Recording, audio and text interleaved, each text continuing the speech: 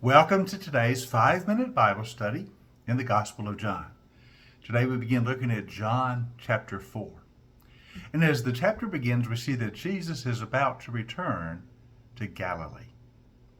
Now remember in chapter 2, we saw that after some time in Galilee, when the first miracle occurred, turning the water to wine, Jesus returns to Jerusalem and the area around Jerusalem. He went back for the feast of the Passover. And while he was there, he had that conversation with Nicodemus about the new birth.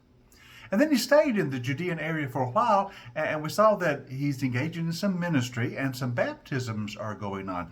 We even saw there was an overlap between the ministry of John the Baptist, which was still continued at this point, and the ministry of Jesus, which was really just beginning. But more and more disciples were going to Jesus. This is what occasioned John's final testimony about Jesus. He must increase while I decrease, for I prepare the way for him. And now as we begin chapter 4, we see that Jesus is ready to leave the area around Jerusalem and go back to Galilee. Notice the first 4 verses. Now Jesus learned that the Pharisees had heard that he was gaining and baptizing more disciples than John, although in fact it was not Jesus who baptized, but his disciples. So he left Judea and once more went back to Galilee.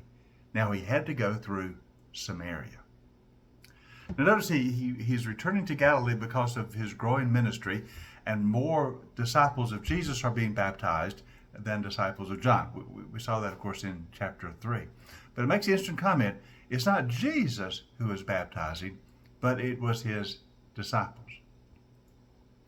Now, it seems that his disciples were baptizing because they were doing what they had seen John the Baptist do.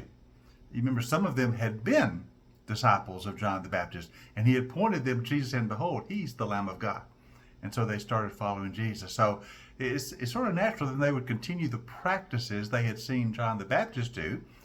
They're baptizing, but not Jesus, only the disciples.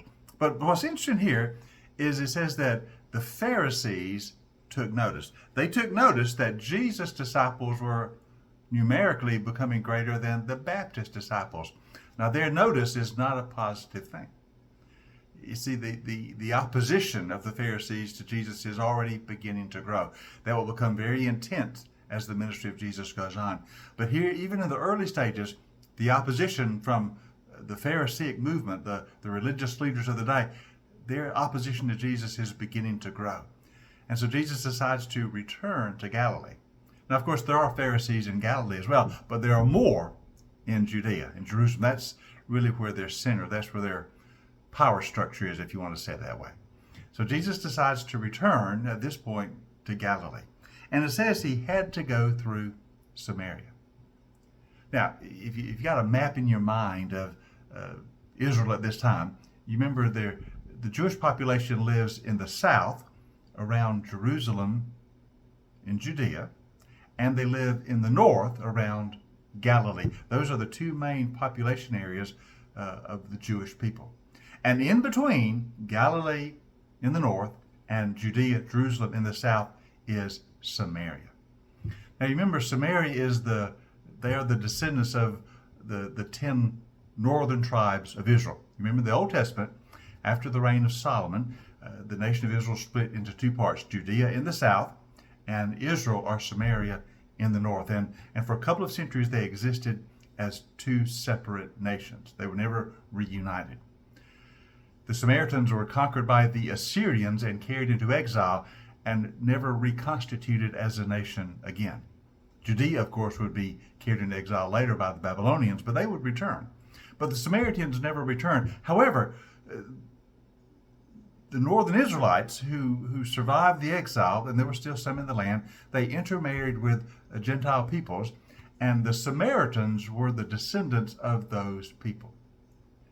And so in one sense, the Samaritans are cousins of the Jewish people, but there's a lot of hostility between them.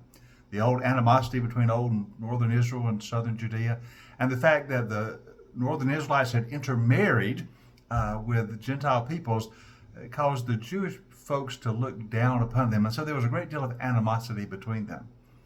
Not a whole lot of interaction between Samaritans and Jews. So the fact that Jesus is traveling through Samaria, that is the most direct route. If you're going from Jerusalem to Galilee, that's the most direct route. But most Jews traveling that route would go around Galilee. They'll take a longer route to avoid going through Samaria. And so it's very interesting that Jesus decides to take the more direct route, which is to travel through Samaria. And of course, this sets the scene for a very famous conversation between Jesus and the Samaritan woman. And we'll begin to look at that in tomorrow's session in our 5-minute Bible study in the Gospel of John. Hope you join us.